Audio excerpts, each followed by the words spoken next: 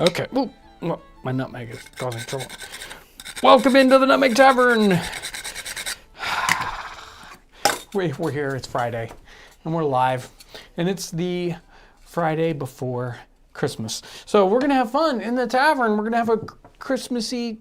Well, you can see we've got Christmassy like decorations going on here in the tavern. We've got a pomegranate. We got pineapples. We've got lemon tree. We got everything going on here. We don't have a big wassail bowl, but you know, we could have that. We are going to have fun talking about Christmas traditions, and you can talk about Christmas traditions here in the chat, different things that your family does. We've got certain Christmas traditions, and we'll talk about one of those ones that our particular family has that we just, it's like, you know, one of those things, you know. Some people, they want to watch a particular movie or whatever, and they, you know, what we'll be talking about here is Washington Irving's writings in his sketchbook about Christmas. And it's very, very voluminous. Of course, you know, Washington Irving's writings can be a little, you know, kind of long-winded, that 19th century long-winded, but it's fun reading regardless. And you can definitely see those things that Dickens saw in those writings and said, boy, I want to be able to replicate some of this in what he's writing in A Christmas Carol. And I talked about that in the video from, was it last week's video? Maybe? I think so, yes. They all start to run together, folks. That's all there is to it. But you know, I kind of mentioned that kind of in passing, but we're gonna mention that in not passing, in detail, because it's so interesting. So Washington Irving, he went over to England in the 15, 16, something like that.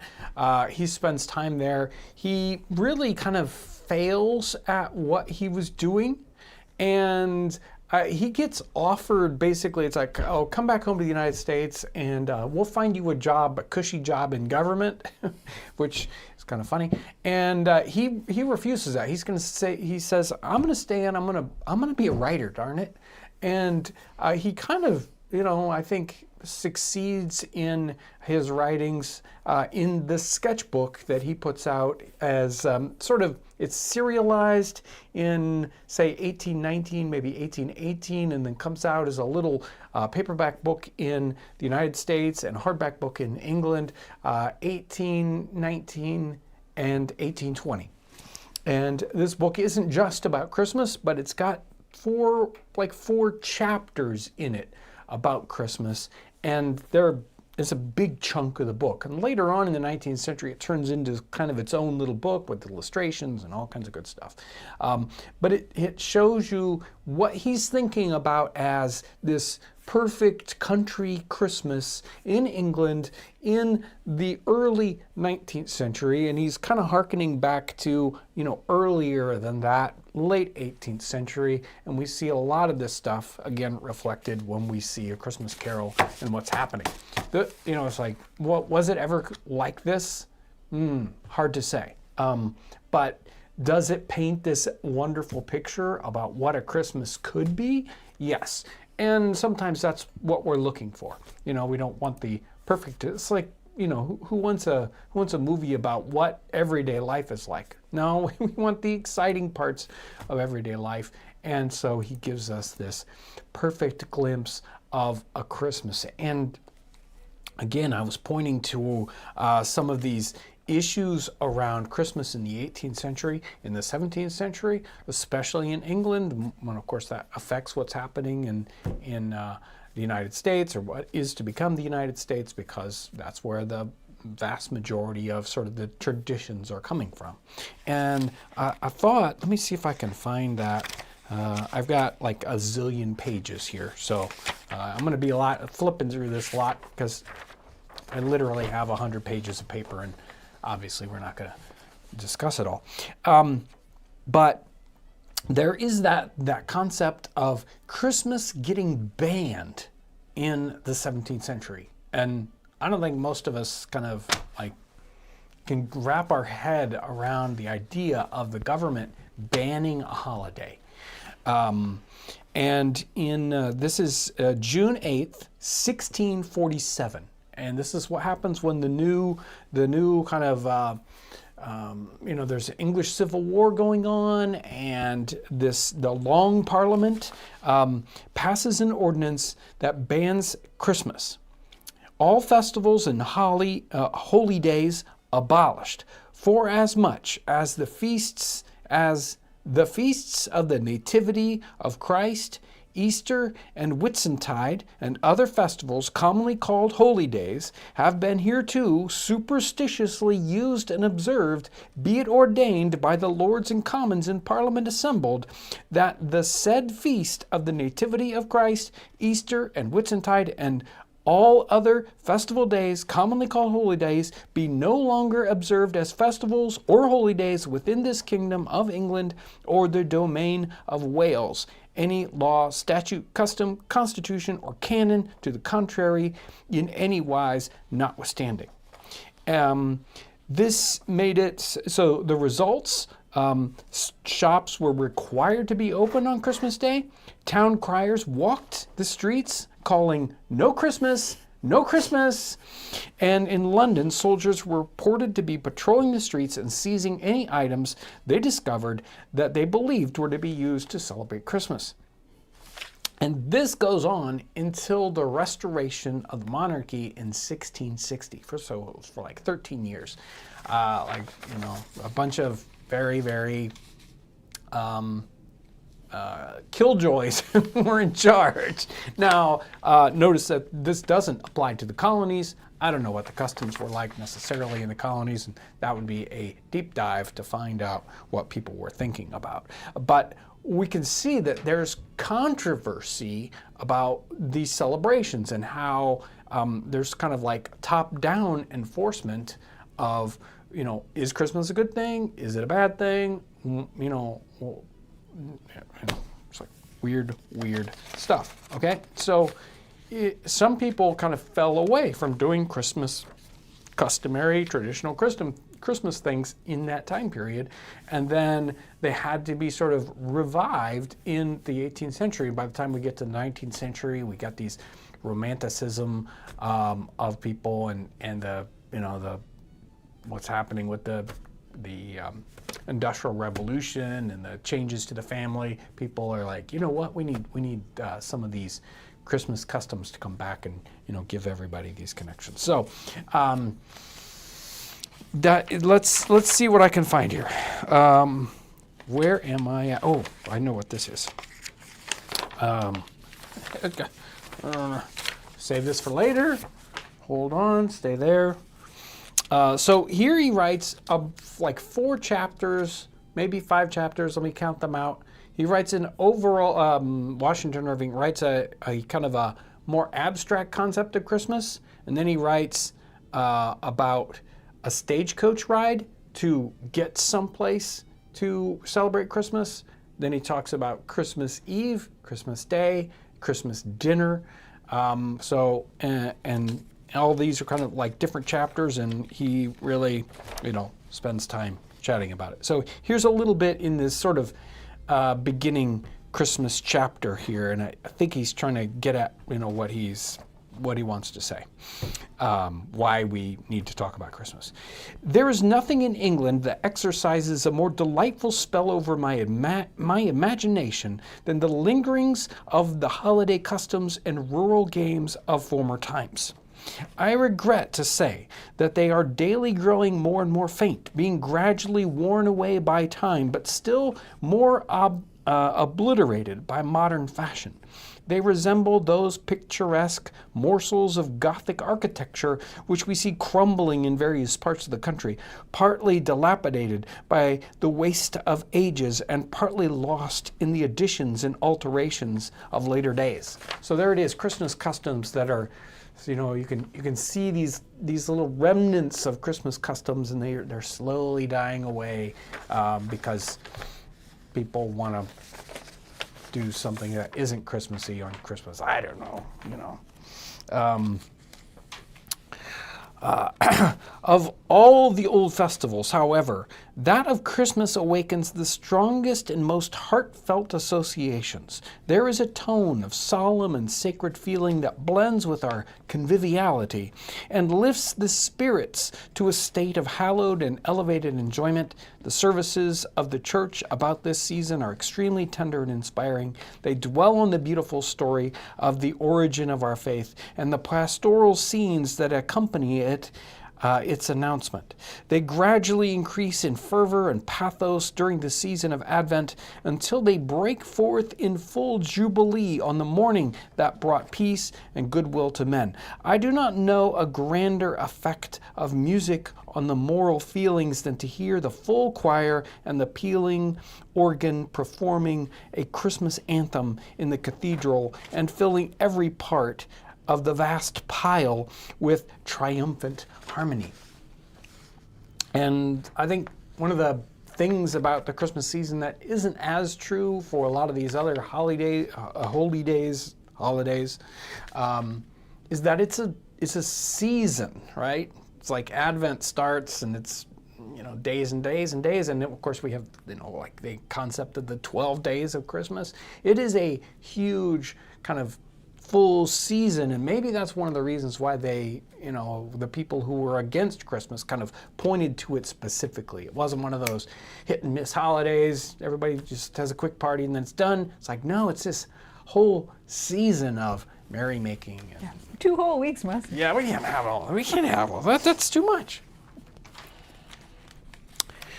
The English, from the great prevalence of rural habits throughout every class of society, have always been fond of those festivals and holidays which agreeably interrupt the stillness of country life, and they were, in former days, particularly observant of the religious and social rites of Christmas. The old halls of castles and manor houses are resounded with the harp and the Christmas carol, and their ample boards groaned under the weight of hospitality. Even the poorest cottage welcomed the festive season with green decorations of bay and holly, the cheerful fire glancing its rays through the lattice, inviting the passenger to raise the latch and join the gossip knot huddled around the hearth, beguiling the long evening with legendary jokes and oft-told Christmas tales. So that's his chapter there that kind of gives us his backed up concept. But he has fun that he starts off this whole set of stories with he kind of goes through time, and he starts it off not, okay, I walk into the hallway and it's decorated on Christmas. No, it's the ride on the bus, on the stagecoach to get there. And even describing the coach and the coach driver. And so we've got this, and let's hope it's a better ride than a bus. We've done kind of some episodes where we talked about the descriptions of coach rides. And there are some very interesting kind of descriptions of travel in the time period. This one, of course, he's painting a nice picture. So it's a nice ride in a stagecoach. In the course of a December tour in Yorkshire, I rode for a long distance in one of the public coaches. On the day preceding Christmas, the coach was crowded both inside and out with passengers who, by their talk, seemed principally bound to the manners of relations or friends to eat Christmas dinner. It was loaded also with hampers of game and baskets and boxes of delicacies, and hares hung dangling their long ears about the coachman's box, presents from distant friends for the impending feast. And then we talk a bit about the coach driver himself. He has commonly a broad, full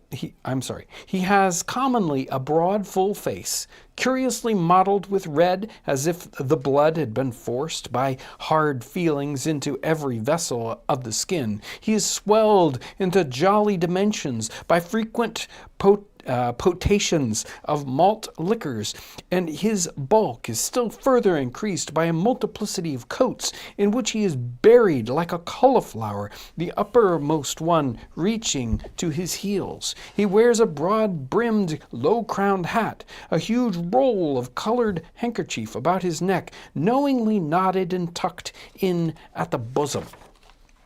His waistcoat is commonly of some bright color, striped, and his small clothes extend far below the knees to meet a pair of jockey boots with which reach about halfway up his legs. Now, this description here, especially the idea of the long clothes, the small clothes extending far below the knees, he's talking about old-fashioned waistcoat. So you're like the one on the driver you see here, that's waist level. That's very 1820s cut, but he's describing here a 1720s waistcoat or a 1750s waistcoat of some, older fashion. He goes on, he talks about great coats and people dressing for the weather and all that good stuff. Let's see, here we're talking about still the stagecoach. Perhaps the impending holiday might have given a more than usual animation to the country, for it seemed to me as if everyone was in good looks and in good spirits. Game, poultry, and other luxuries for the table were in brisk circulation in the villages.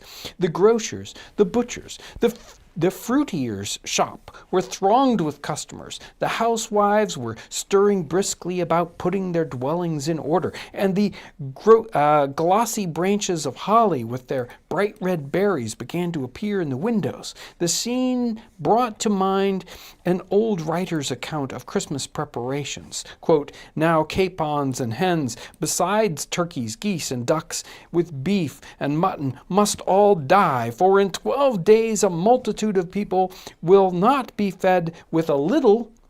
Now plums and spice, sugar and honey, square it among the pies and broth. Now or never must music be in tune, for the youth must dance and sing to get them a heat, while the aged sit by the fire.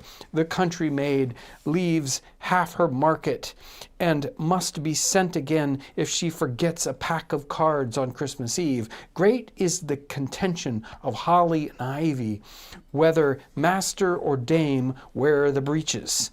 So we can see, all these people getting ready, going shopping, and that's one of those scenes we see sometimes in the Christmas Carol, where we see them hustling and bustling about the street and trying to get all their shopping done, and he spends the time getting the stuff for his special punch, his heated punch that he makes. Like, we have a huge Christmas rush before the holiday, and it's like it's dangerous to go to the store. Like, don't get trampled when you're going to get your cranberries. Yeah. But I imagine it was even more packed then, because their food wouldn't have stored as long, so it would have been a shorter window to get everything prepped. So right, and very exciting. All the more, not as many stores that have everything you need, so you got to stop at this place and that place and another place to get all the things you want. So he finally arrives at the location, and he talks about the Christmas Eve and the place he's going to visit, right?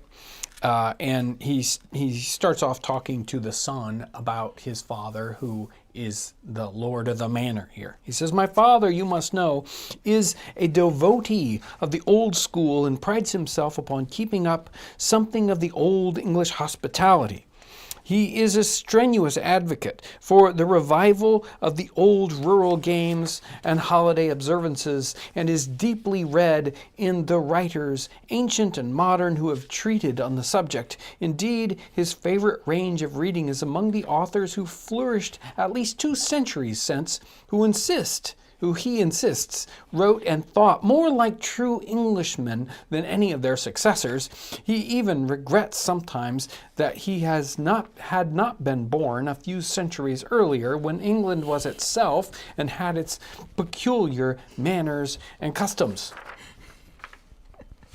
Now, obviously, everything always looks better in the rear view mirror, doesn't it? It's like, I love that because there are many people I talk to and they're like, I feel like I was born a couple centuries too late.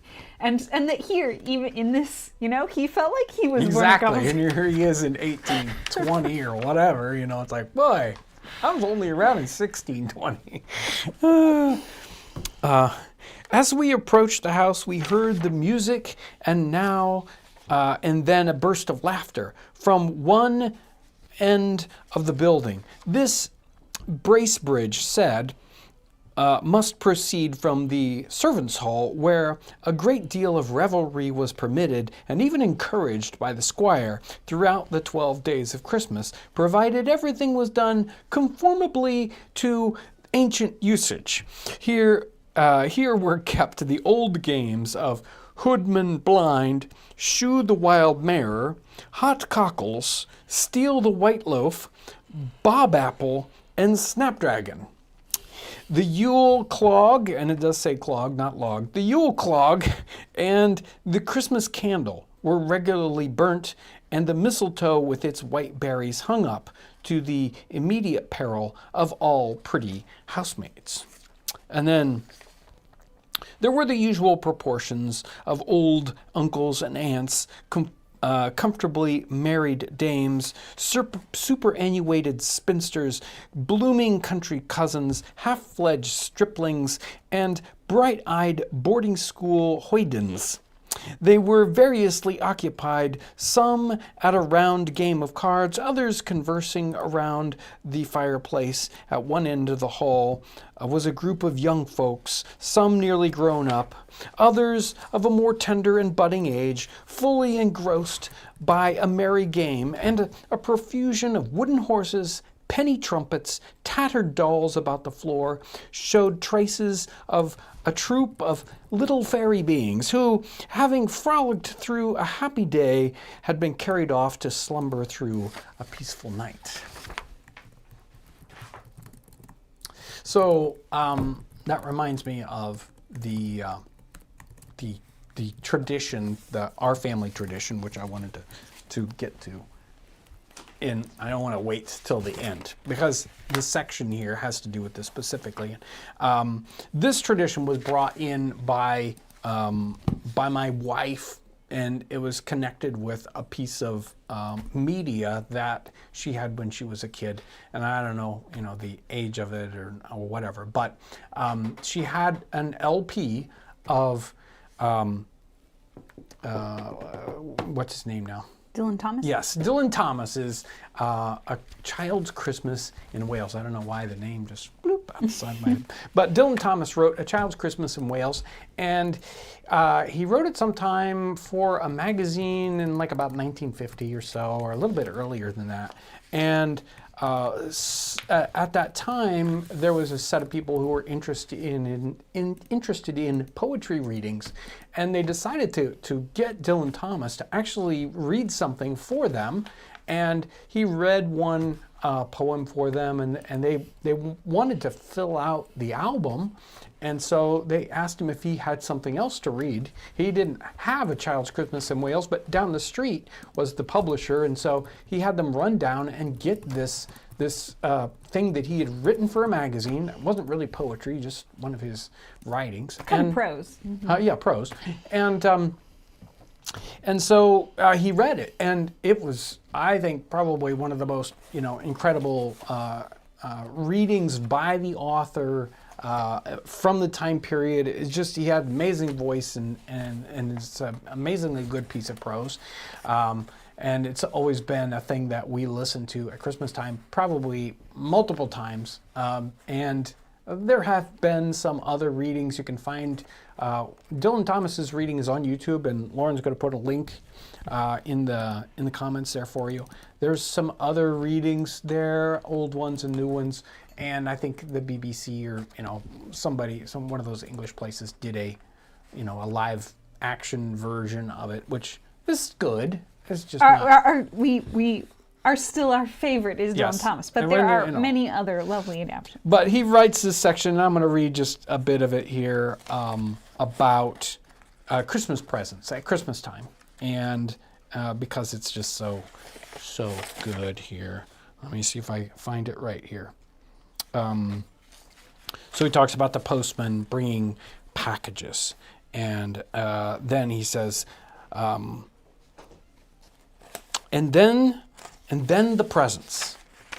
And then the presents, after the Christmas box, and the cold postman with a rose on his button nose tingled down the tea-trayed slithered run of the chilly glinting hill. He went in his ice-bound boots like a man on fishmonger's slabs. He wagged his bag like a frozen camel's hump, dizzily turned the corner on one foot, and by God he was gone. Get back to the presents. This is a little boy talking. Get back to the presents. There were the useful presents, engulfing mufflers of the old coach days, and mittens made for giant sloths, zebra scarves of a substance like silky gum that could be tug-o-warred down to the galoshes, blinding tam-o'-shanters like patchwork tea cozies, and bunny-suited busbies and balaclavas for victims of head-shrinking tribes. From ants who, from ants who always wore wool next to the skin, were mustached and rasping vests that made you wonder why the ants had any skin left at all. And once I had a little crucheted nose bag from an ant now, alas, no longer whinnying with us. And pictureless books in which small boys, though warned with quotations not to, would skate on Farmer Giles's pond, and did, and drowned, and books that told me everything about the wasp, except why. Go on to the useless presents. Bags of moist and multicolored jelly babies, and a folded flag, and a false nose, and a tram conductor's cap, and a machine that punched tickets and rang a bell. Never a catapult. Once, by a mistake that no one could explain, a little hatchet, and a celluloid duck that made, when you pressed it, a most unduck-like sound, a mewing moo that an ambitious cat might make who wished to be a cow, and a painting book in which I could make the grass, the trees, the sea, and the animals any color I pleased.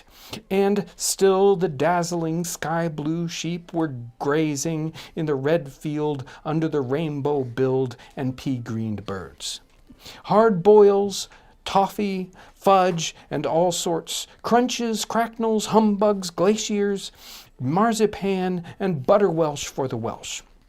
And troops of bright tin soldiers, who, if they could not fight, could always run, and snakes, and families, and happy ladders, and easy hobby games for little engineers, complete with instructions, oh, easy for Leonardo.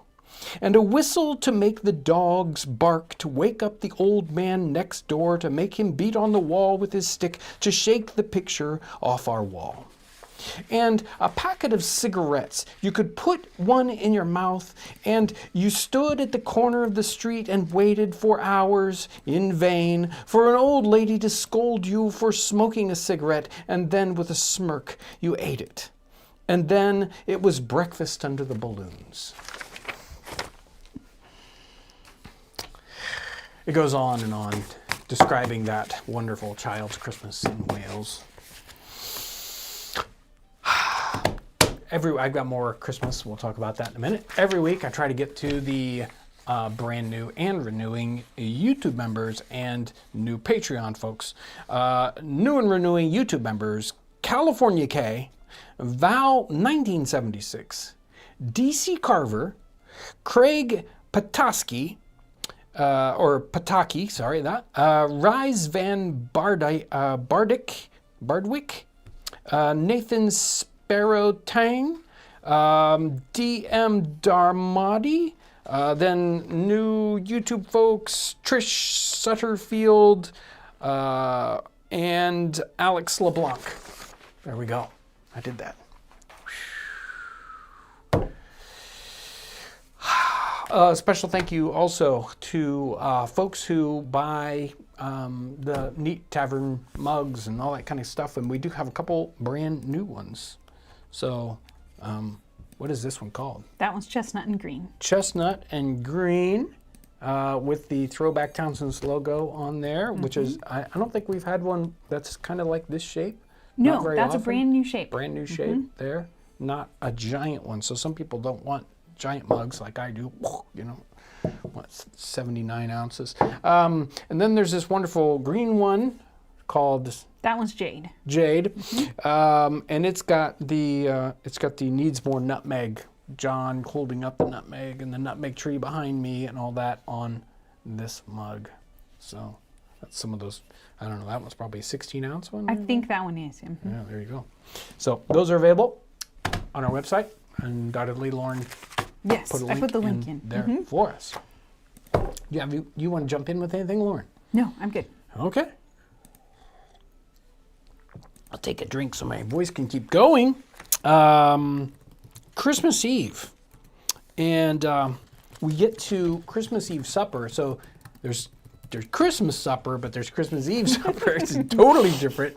I think he likes to write about food, like, you know, in Sleepy Hollow, you know, it's like food. Boy, you can really tell he likes to write about food in Sleepy Hollow. Yeah. It's fun to write about food. Supper was announced shortly after our arrival.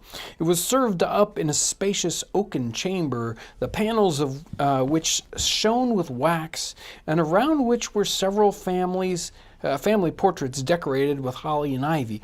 Besides the accustomed lights, 2 great wax tapers, called Christmas candles, wreathed with green, were placed in a highly polished buffet among the family plate. The table was abundantly spread with substantial fare, but the squire made his supper of frumenti, a dish made of wheat cakes boiled in milk with rich spices, being a standing dish in old times for Christmas Eve.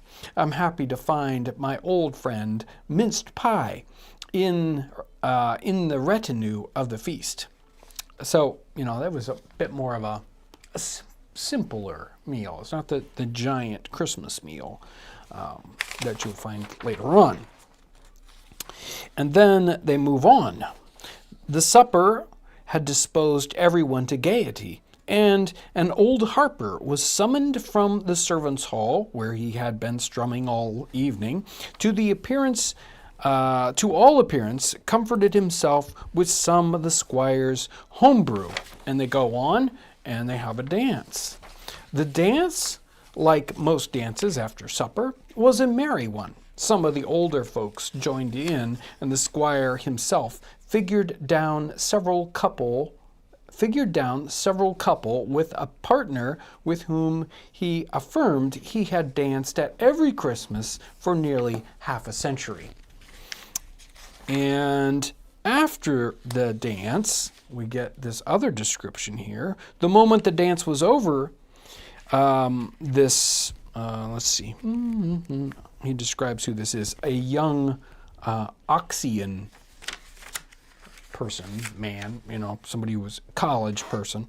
The moment the dance was over, he caught up a guitar and, lolling against the old marble fireplace in an attitude which I am half inclined to suspect was studied, began the little French air of the Troubadour.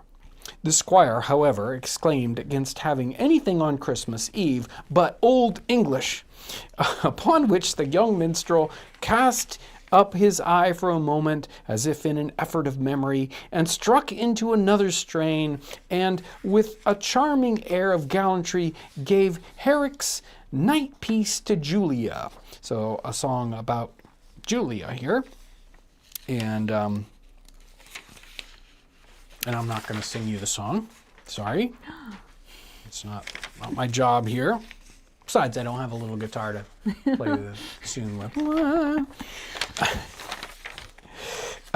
Then they apparently, then the next day is Christmas Day. And Christmas Day is interesting in that it starts with, you know, he gets up and then he's summoned almost immediately to a little mini church service done by the squire himself. So this is probably in the chapel of the manor house, and he does a little reading, and it's this, and we can see this happening in a lot of these bigger houses. They have their own little micro church built in there.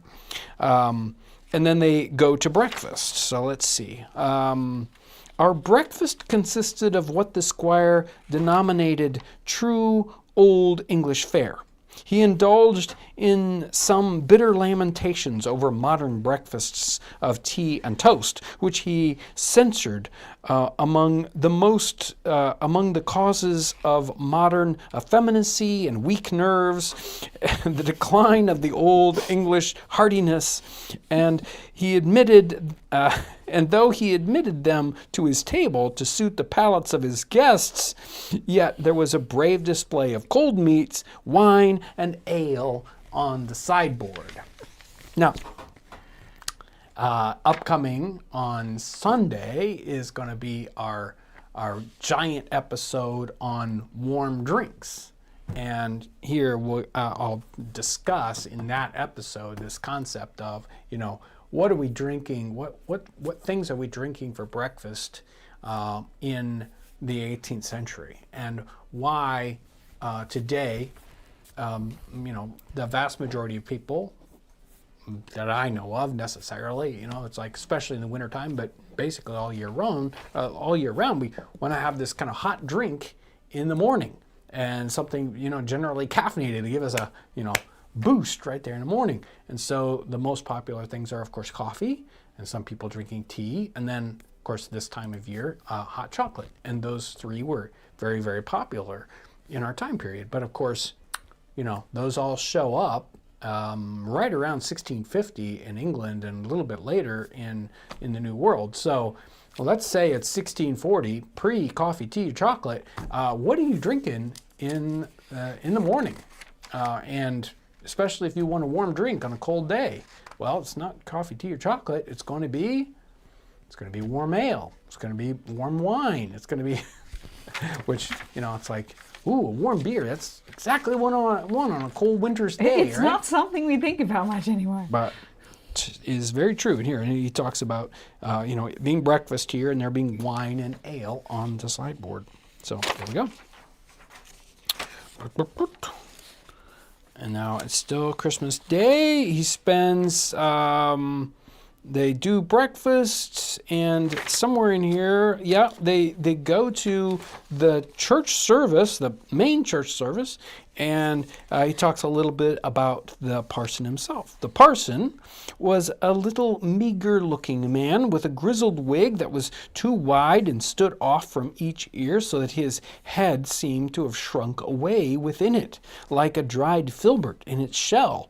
He wore a rusty coat with great skirts and pockets that would have held the church Bible and prayer book, and his small legs seemed still smaller from being planted in large shoes decorated with enormous buckles. It goes on to talk about... And his clothes, too, sound like they're of an older style. Exactly. Yeah. Even the idea of wigs. So by 1820, wigs aren't a thing, really. And so this is obviously pointing backwards in time. In defiance, perhaps, to the notions of Mr. Bracebridge, he had made diligent investigations into, in deference to the notions of Mr. Bracebridge. The pastor had made diligent investigations into the festive rites and holiday customs of former times, and had been as zealous in the inquiry as if he had been a boon companion to, of course, the person who, he's the squire here. And so the whole sermon is about celebrating Christmas and the reason why, and where does he go? Does he go into that? He talks a bit about... here we go. The parson gave us a most erudite sermon on the rites and ceremonies of Christmas and the propriety of observing it, not merely as a day of thanksgiving, but of rejoicing and supporting the correctness of his opinions by the earliest usages of the church and enforcing them by the authorities of the Philus of Caesarea and Saint Cyprian and Saint Augustine, and a cloud more of saints and fathers, from whom he made copious quotations. Now, I don't think I've got it. I didn't bring this, but this reminds me of this idea. Here he has this person who's particularly, basically battling against that concept of outlawing Christmas. Puritans, later on the Quakers, not that they would make laws, but they had religious customs that really frowned upon religious holidays. Now they saw that as kind of going overboard, right? And so they said, well, we'll just get rid of these holidays. They're bad. And there were pamphlets at the time written in, say, 1650, and so that were basically battling against that, saying, wait a minute, Christmas isn't bad. Why are we getting rid of this? And some of them were kind of caricatures of what's going on. And in one of them, they put Father Christmas on trial. And they have all this testimony by people for and against Christmas, and Father Christmas, he's in the dock and he has to defend himself. Very, very interesting. That whole what was going on there, and why it was such a contentious thing. And apparently the pastor here is, even though the people by this time have whatever, well, who would outlaw Christmas? That's kind of silly. But a lot of what he was writing about was kind of battling that thing that had happened 150 years earlier, which, people are wont to do. Now, let me see here. More Christmas Day. Whew.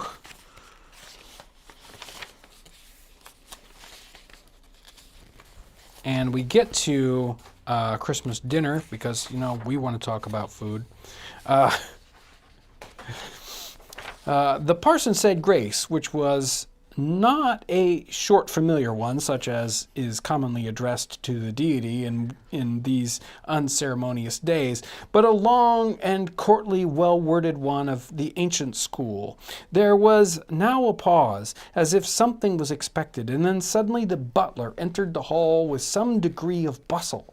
He was attended by a servant on each side with a large wax light, and bore a silver dish on which was an enormous pig's head, decorated with rosemary, with a lemon in its mouth, which was placed with great formality at the head of the table.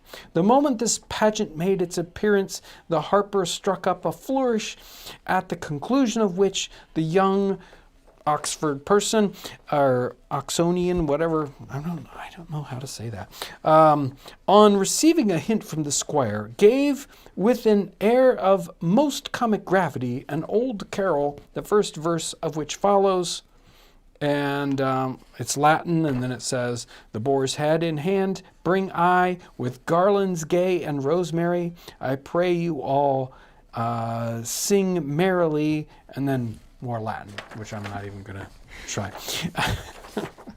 So probably the boar's head carol there.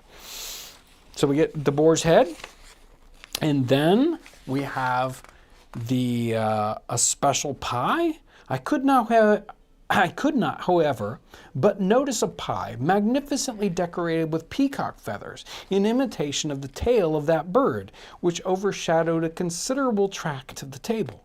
This, the squire confessed with some little hesitation, was a pheasant pie, though a peacock pie was certainly the most authentical. But there had been such a mortality among the peacocks this season that he could not prevail upon himself to have one killed. Aw, he had to forego his Christmas tradition.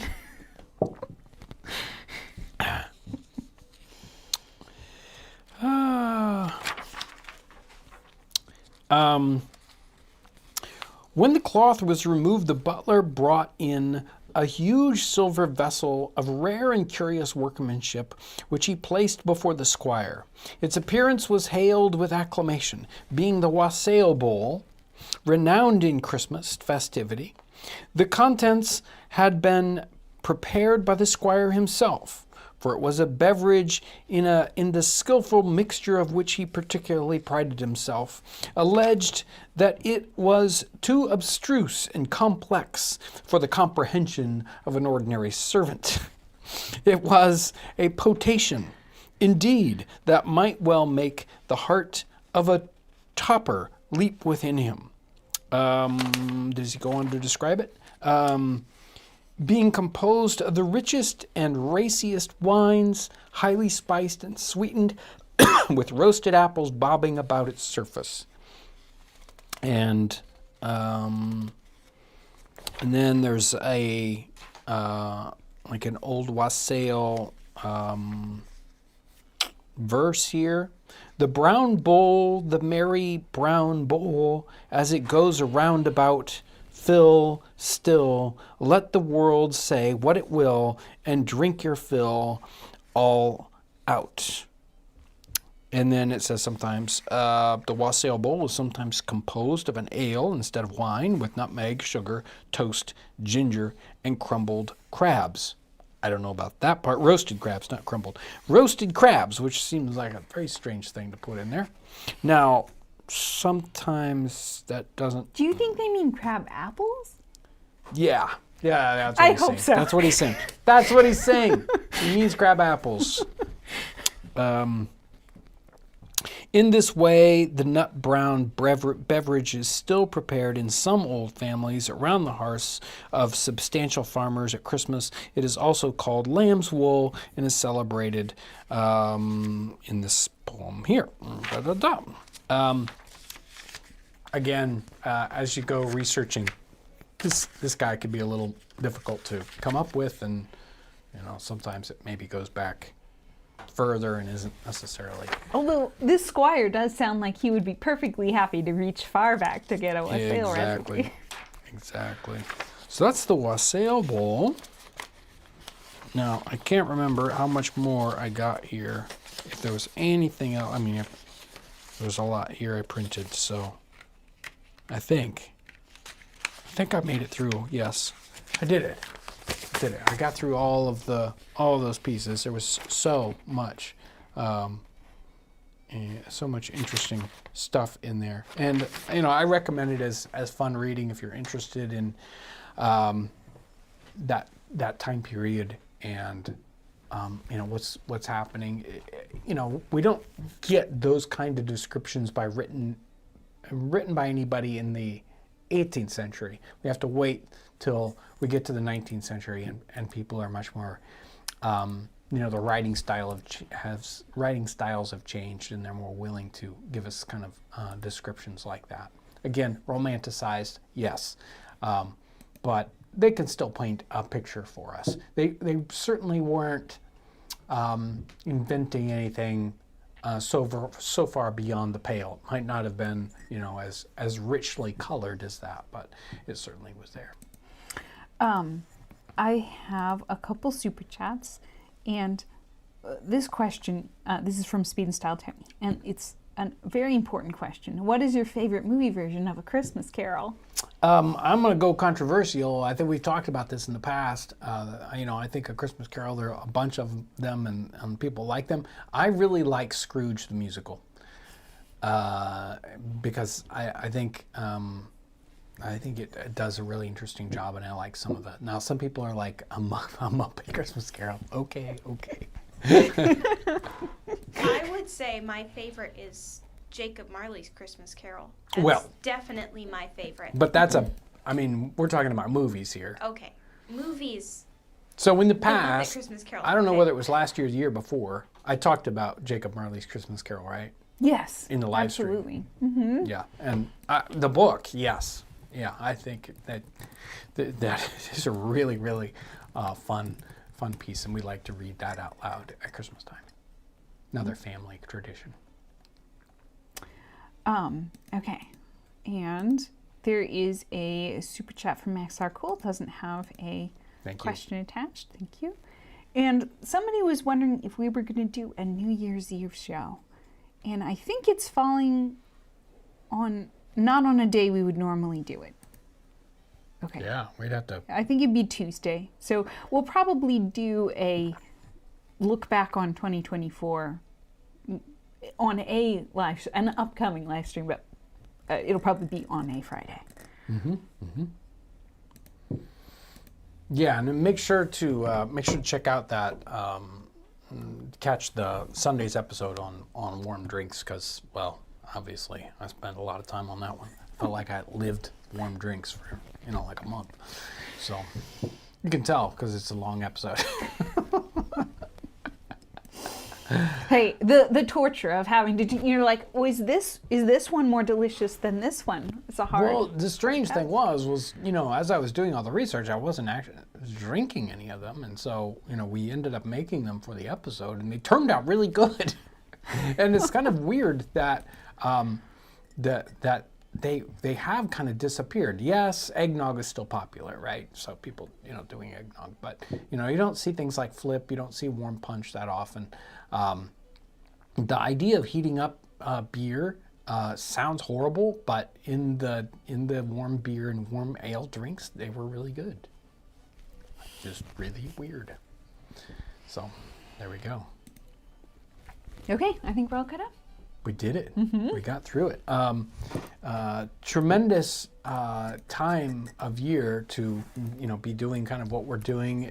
Always around Christmas time here, we're busy at Townsend's. It gets very hustly bustly over next door, and doing all kinds of packages and sending them out. And I'm sorry, people in Canada. It's not my fault. It just didn't happen this year. I don't think it really hit the news. I don't think anybody in the United States knows that Canada has a postal strike, and we just couldn't ship anything to Canada. It's like, well, sorry, you're in Canada. You're not going to get any packages. No Santa delivery for you. Thankfully, it sounds like they have started back up again. It sounds like they're going to start up international next week. So. But we're always busy this season, and then thankfully, it gets to January and we all catch our breath and, and then go, okay, what's the new catalog going to look like, and how are we going to do this? And so the work that never stops here, that's for certain, but it gets very busy. Well, Christmas was such a hustle and bustle. But you want it to be, a happy hustle bustle. Yes. So like this is, all this description of Christmas, nobody was laying around, right? They weren't just like, oh, we're just going to take the month off. They were working harder so that they could have fun. To have a giant feast. Right, and everything, is where, there is some anxiety around it, but you want to have, all that, to bring enough joy to cover up all that anxiety, and also there's that wonderful kind of not let down, but release of the pressure of it's done now, the party's over, and we can all kind of relax and everything. So that's the exciting part about this time of year. We get this kind of ramp up in anxious for it to get going, and then woo, it's all done. Super thank you to our direct supporters, people in Super Chat, of course, members, and the wonderful folks that support us on Patreon, which is probably a little more, direct way of supporting us. There's a lot of overhead in the YouTube way of doing it, but Patreon's a little bit better than that. Of course, people who still support us over there on Townsend's Plus, and the wonderful kind of support you do by purchasing the merch, and sometimes you advertise for us. I wear a t-shirt that says Townsend's, and every once in a while somebody recognizes that, so that's always fun. So thank you so much for your care of us in this time of year, coming along with us on these journeys, whether it's in a regular video or it's here in a live stream where we just kind of chat about things, and you guys have fun talking about things, and we get to kind of interact a little bit more, so that's a lot of fun. Super thank you to Lauren and Ivy here all year long. They've been bearing with me, making sure that the live streams turn out this way. Hopefully you've enjoyed I worked on the time vortex equipment here so that maybe it was a little sharper this time, so I don't know. Thanks for coming along with us here in the Nutmeg Tavern. I hope you have a wonderful weekend, and thank you for watching.